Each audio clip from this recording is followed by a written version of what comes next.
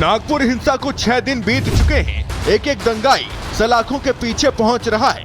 अब तक minority democratic party के 2 नेताओं समेत 100 से ज्यादा दंगाइयों की गिरफ्तारी हो चुकी है। शनिवार को एमडीपी के कार्यकारी अध्यक्ष हामिद इंजीनियर और यूट्यूबर मोहम्मद शहजाद खान समेत 7 आरोपियों की गिरफ्तारी हुई।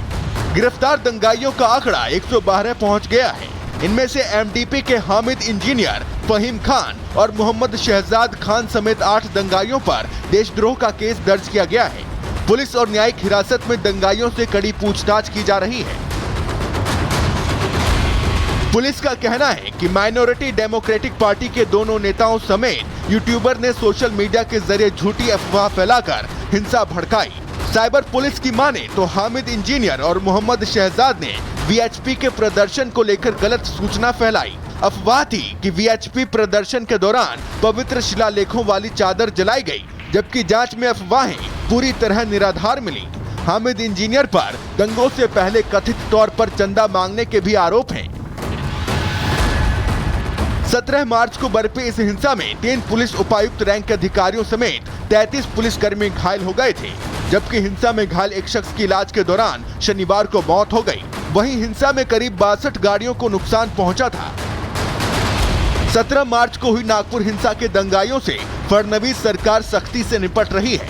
न केवल एक एक दंगाई पकड़े जा रहे हैं, बल्कि दंगाइयों के परिवार पर भी शामत आई है। हिंसा में हुए नुकसान की भरपाई के लिए फडणवीस सरकार योगी मॉडल अपनाने जा रही है। ये जितना नुकसान दंगाइयों ने किया है, इसका पूरा हिसाब निकाला जाएगा और ये पूरा नुकसान उनसे वसूल किया जाएगा। और अगर वो नुकसान के पैसे नहीं भरते हैं तो उनकी प्रॉपर्टी को बेचकर ये नुकसान भरपाई की जाएगी। जहां सीएम फडणवीस एक एक दंगाई को सबक सिखाने की बात कह रहे हैं, वहीं विपक्ष दंगाइयों के समर्थन में खड़ा नजर आ रहा है। नागपुर में जो झगड़ा हुआ, जो आरएसएस के लोग चादर को जलाए जिस पे कुरान करीम के आयत थे, उनको पुलिस स्टेशन में हजरत पुलिस ने बेल दे दी और 50 या 60 बच्चे अभी जेल में हैं। जानबूझ के दंगे को शह दिया गया और दंगा कराया गया। ये तो भारतीय जनता पार्टी की जो अपनी उसकी नीति है और उसी के अनुसार इस काम को किया गया है और इसको सारे देश में किया जाएगा। चूँकि अभी बिहार का इलेक्शन है, उसके बाद आसाम का इलेक्शन आएगा, केरला का इलेक्शन आएगा। नागपुर हिंसा को लेकर एक्शन के साथ साथ सियासत फुल ऑन है। वहीं फिलहाल नागपुर में शांति है। पुलिस की कड़ी निगरानी के बीच शहर के कई हिस्सों में कर्फ्यू हटा लिया गया है, जबकि कुछ हिस्सों में ढील दी गई है।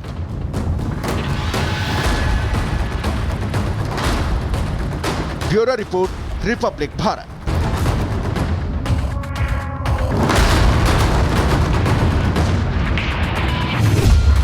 नागपुर हिंसा को 6 दिन बीत चुके हैं। एक एक दंगाई सलाखों के पीछे पहुंच रहा है। अब तक माइनॉरिटी डेमोक्रेटिक पार्टी के 2 नेताओं समेत 100 से ज्यादा दंगाइयों की गिरफ्तारी हो चुकी है। शनिवार को एमडीपी के कार्यकारी अध्यक्ष हामिद इंजीनियर और यूट्यूबर मोहम्मद शहजाद खान समेत 7 आरोपियों की गिरफ्तारी हुई। गिरफ्तार दंगाइयों का आंकड़ा 112 पहुंच गया है। इनमें से एमडीपी के हामिद इंजीनियर, फहीम खान और मोहम्मद शहजाद खान समेत 8 दंगाइयों पर देशद्रोह का केस दर्ज किया गया है। पुलिस और न्यायिक हिरासत में दंगाइयों से कड़ी पूछताछ की जा रही है। पुलिस का कहना है कि माइनॉरिटी डेमोक्रेटिक पार्टी के दोनों नेताओं समेत यूट्यूबर ने सोशल मीडिया के जरिए झूठी अफवाह फैलाकर हिंसा भड़काई। साइबर पुलिस की माने तो हामिद इंजीनियर और मोहम्मद शहजाद ने वीएचपी के प्रदर्शन को लेकर गलत सूचना फैलाई। अफवाह थी कि वीएचपी प्रदर्शन के दौरान पवित्र शिलालेखों वाली चादर जलाई गई, जबकि जांच में अफवाहें पूरी तरह निराधार मिली। हामिद इंजीनियर पर दंगों से पहले कथित तौर पर चंदा मांगने के भी आरोप हैं। 17 मार्च को बरपी इस हिंसा में 3 पुलिस उपायुक्त रैंक के अधिकारियों समेत 33 पुलिसकर्मी घायल हो गए थे, जबकि हिंसा में घायल एक शख्स की इलाज के दौरान शनिवार को मौत हो गई। वहीं हिंसा में करीब 62 गाड़ियों को नुकसान पहुंचा था। 17 मार्च को हुई नागपुर हिंसा के दंगाइयों से फडणवीस सरकार सख्ती से निपट रही है। न केवल एक एक दंगाई पकड़े जा रहे हैं, बल्कि दंगाइयों के परिवार पर भी शामत आई है। हिंसा में हुए नुकसान की भरपाई के लिए फडणवीस सरकार योगी मॉडल अपनाने जा रही है। ये जितना नुकसान दंगइयों ने किया है इसका पूरा हिसाब निकाला जाएगा और ये पूरा नुकसान उनसे वसूल किया जाएगा। और अगर वो नुकसान के पैसे नहीं भरते हैं तो उनकी प्रॉपर्टी को बेचकर ये नुकसान भरपाई की जाएगी। जहां सीएम फडणवीस एक एक दंगाई को सबक सिखाने की बात कह रहे हैं, वहीं विपक्ष दंगाइयों के समर्थन में खड़ा नजर आ रहा है।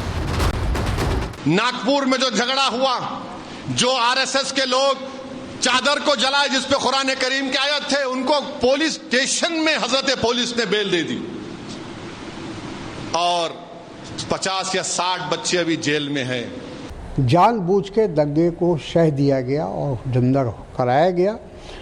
ये तो भारतीय जनता पार्टी की जो अपनी उसकी नीति है और उसी के अनुसार इस काम को किया गया है और इसको सारे देश में किया जाएगा। चूँकि अभी बिहार का इलेक्शन है, उसके बाद आसाम का इलेक्शन आएगा, केरला का इलेक्शन आएगा। नागपुर हिंसा को लेकर एक्शन के साथ साथ सियासत फुल ऑन है। वहीं फिलहाल नागपुर में शांति है। पुलिस की कड़ी निगरानी के बीच शहर के कई हिस्सों में कर्फ्यू हटा लिया गया है, जबकि कुछ हिस्सों में ढील दी गई है।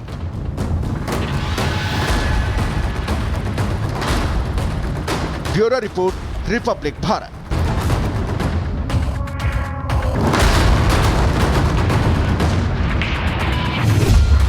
नागपुर हिंसा को 6 दिन बीत चुके हैं। एक एक दंगाई सलाखों के पीछे पहुंच रहा है।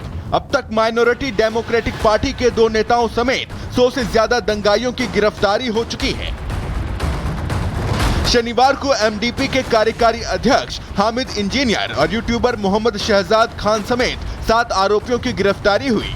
गिरफ्तार दंगाइयों का आंकड़ा 112 पहुंच गया है। इनमें से एमडीपी के हामिद इंजीनियर, फहीम खान और मोहम्मद शहजाद खान समेत 8 दंगाइयों पर देशद्रोह का केस दर्ज किया गया है। पुलिस और न्यायिक हिरासत में दंगाइयों से कड़ी पूछताछ की जा रही है। पुलिस का कहना है कि माइनॉरिटी डेमोक्रेटिक पार्टी के दोनों नेताओं समेत यूट्यूबर ने सोशल मीडिया के जरिए झूठी अफवाह फैलाकर हिंसा भड़काई। साइबर पुलिस की माने तो हामिद इंजीनियर और मोहम्मद शहजाद ने वीएचपी के प्रदर्शन को लेकर गलत सूचना फैलाई। अफवाह थी कि वीएचपी प्रदर्शन के दौरान पवित्र शिलालेखों वाली चादर जलाई गई, जबकि जांच में अफवाहें पूरी तरह निराधार मिली। हामिद इंजीनियर पर दंगों से पहले कथित तौर पर चंदा मांगने के भी आरोप हैं।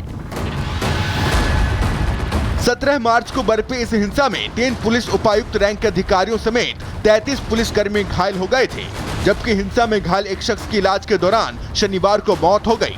वहीं हिंसा में करीब 62 गाड़ियों को नुकसान पहुंचा था। 17 मार्च को हुई नागपुर हिंसा के दंगाइयों से फडणवीस सरकार सख्ती से निपट रही है। न केवल एक एक दंगाई पकड़े जा रहे हैं, बल्कि दंगाइयों के परिवार पर भी शामत आई है। हिंसा में हुए नुकसान की भरपाई के लिए फडणवीस सरकार योगी मॉडल अपनाने जा रही है। ये जितना नुकसान दंगइयों ने किया है इसका पूरा हिसाब निकाला जाएगा और ये पूरा नुकसान उनसे वसूल किया जाएगा। और अगर वो नुकसान के पैसे नहीं भरते हैं तो उनकी प्रॉपर्टी को बेचकर ये नुकसान भरपाई की जाएगी। जहां सीएम फडणवीस एक एक दंगाई को सबक सिखाने की बात कह रहे हैं, वहीं विपक्ष दंगाइयों के समर्थन में खड़ा नजर आ रहा है। नागपुर में जो झगड़ा हुआ, जो आरएसएस के लोग चादर को जलाए जिस पे कुरान करीम की आयत थे, उनको पुलिस स्टेशन में हजरत पुलिस ने बेल दे दी और 50 या 60 बच्चे अभी जेल में हैं। जानबूझ के दंगे को शह दिया गया और दंगा कराया गया। ये तो भारतीय जनता पार्टी की जो अपनी उसकी नीति है और उसी के अनुसार इस काम को किया गया है और इसको सारे देश में किया जाएगा। चूँकि अभी बिहार का इलेक्शन है, उसके बाद आसाम का इलेक्शन आएगा, केरला का इलेक्शन आएगा। नागपुर हिंसा को लेकर एक्शन के साथ साथ सियासत फुल ऑन है। वहीं फिलहाल नागपुर में शांति है। पुलिस की कड़ी निगरानी के बीच शहर के कई हिस्सों में कर्फ्यू हटा लिया गया है, जबकि कुछ हिस्सों में ढील दी गई है।